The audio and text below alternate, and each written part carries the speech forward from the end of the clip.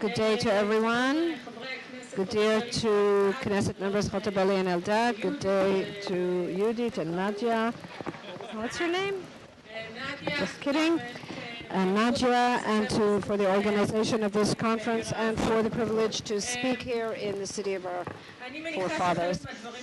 I am sure that I will be repeating some of the things that have already been said today, but I think it is important to provide my conceptual framework for the subject of sovereignty over Judea and Samaria. Today there is one option that everyone is talking about in the world, in Israel too, where everyone says, everybody knows what needs to be done. We need to establish a Palestinian state in Judea, Samaria, and Gaza, and in Jerusalem.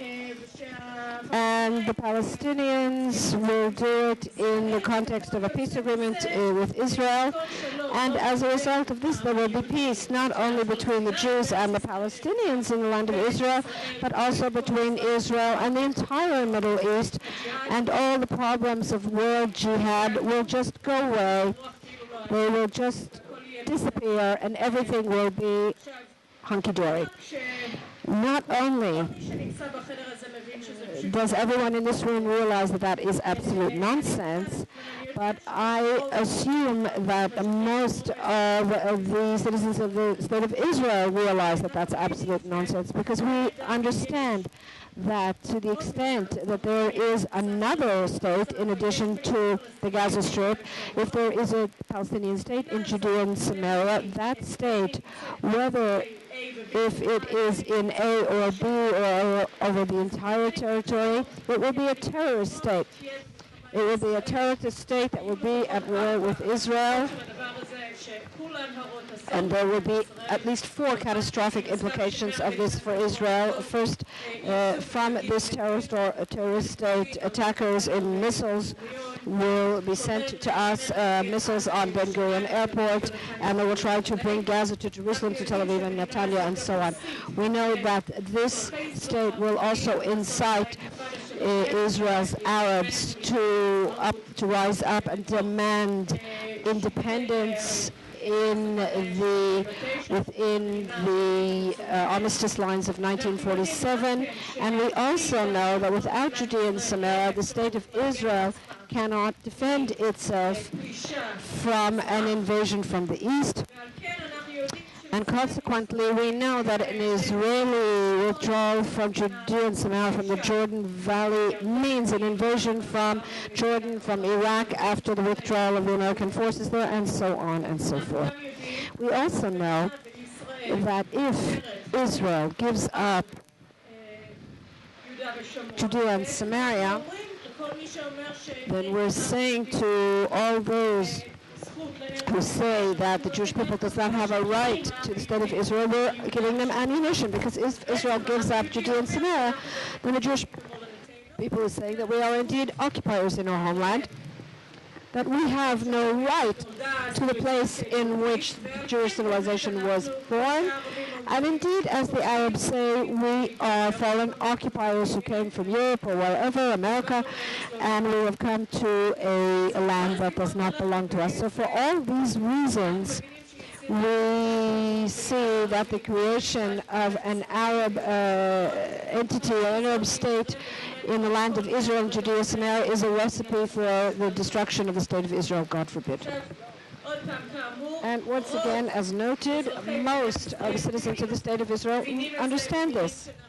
They understand that we left South Lebanon and we got Hezbollah not only in South Lebanon but also in Beirut. It simply took over all of Lebanon as a result of our withdrawal and due to our failure in the war in 2006. And we also know that we left Gaza together with all the Jews that lived there, and we got Hamastan there. In other words, most Israelis understand that the option of the establishment of a Palestinian state in Judea and Samaria is not an option. It will bring only a catastrophe and nothing else. And despite the fact that most people in the state of Israel understand that this option that everybody's been talking about for over an entire generation is not implementable, and I still believe it's the only option, that there is no other possibility other than the establishment of a Palestinian state. So the question is, why? I think part of the blame is on the shoulders of the right, that the right did not talk about the other option, that never talks about the other option, that there are only two options, either a Palestinian state, a terrorist state, and nobody has talked about any other options. Nobody says why yes to the option of applying Israeli sovereignty over Judea and Samaria. It never talks about that option. We need to start to talk about that. We need to start to explain this option, why it is a better one than the establishment of a Palestinian terrorist state here in Judea and Samaria, and we have to explain it honestly. In other words, not to try to embroider what will happen here and the challenges that will be posed to us when we annex these areas. We need to explain that, yes, it is true that with the reliable demographic information that Yoram will present us with in a few moments, if we implement Jewish law over Judea and Samaria, then there is a reasonable option that we will have, instead of 20% Arabs, we'll have a minority of 33%. We need to understand that, yes, that is the result of annexation. However, that option, with all the problems of significantly increasing the population of Arabs in the state of Israel, is still far preferable to the destruction of the state of Israel as a direct result of the establishment of a terrorist state in the heart of the land of Israel, which will invite wars which I don't know how we will emerge from.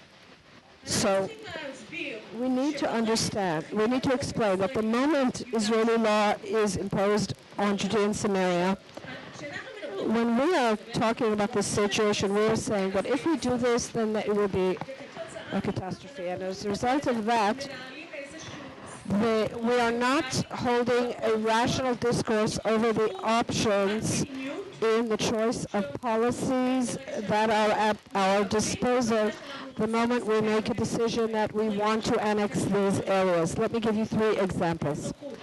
Citizenship.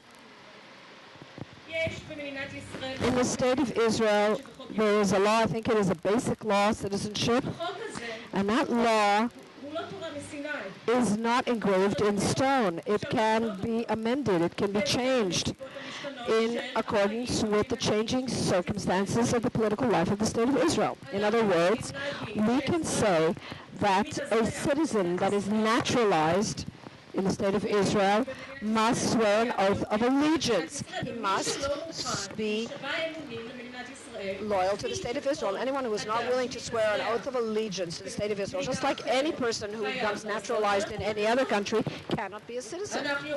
We can say that anyone who was a member of a terrorist organization cannot be a citizen of the state of Israel. So there are possibilities regarding elections. There is a method of a plurality. My friend Mike Weiss, who has been talking about this for a number of years, so that if we did that, if instead of that we divided up the state of Israel into electoral districts, there are many ways that are not undemocratic. On the contrary, they are super democratic. That can enable the right to vote, that will continue to ensure not only a Jewish majority but a Zionist majority. You can add seats to the Knesset too. It is not engraved in stone that there are 120 Knesset members. There's no reason that there can't be 230 Knesset members, for example. So the moment we crack this nut, we see that we have many different options available to us that are completely rational, that can be discussed. The problem is that we are constantly deterred. We're saying, oh my God, 33%, what are we going to do? That's in the best case scenario. The Arabs in Israel, of course, that's we, without Aliyah, and so on. Not just 1 million. There's no reason why so many Jews should remain in America. There's no reason. If I came to Israel, believe me, many others can come too. They'll talk about security. Excuse me, Caroline, they'll say. You're saying that they can come freely from Kalkilia to Tel Aviv, to Kfar Saba, to Netanya. Look, from the Galilee, from El-Facham, they can come freely to anywhere they want. Why don't they blow up in large numbers? Why aren't there missiles from El-Facham? Why? Because there's Israeli sovereignty. There is a defense approach on the part of the left that says that the reason they attack us is because of friction, because they see Jews in front of their face, so they want to kill us. And the moment we disappear from their view, if we separate from them, then they won't hate us anymore. They'll forget we exist and they won't bother us. We already know how wrong that is. We already know how ridiculous that is. We also know that the reason why we don't have terror inside the state of Israel, as we did until 2002 when we took over the cities of Judea and Samaria again, is because we have sovereignty. We're the sovereign there. It's not because we are limiting the movement of Israeli citizens, God forbid. It's because we're in charge. They will say to us, what about the international standing of the State of Israel? And here I have to say one thing. Let us not forget, this will not be the first time that the State of Israel is imposing its sovereignty over occupied territories. We did it in 1967 in Jerusalem. We did it later in the Golan Heights. And nobody recognized that act, but nobody did anything, nothing. Zero. They didn't do anything to us because we imposed Israeli sovereignty in those areas. Why? Because what are they going to do to us? Do they want to conquer us because we annexed East Jerusalem to Jerusalem? Now, if the question is if we want to do it while Barack Hussein Obama is president, there are advantages and disadvantages to doing that while he's still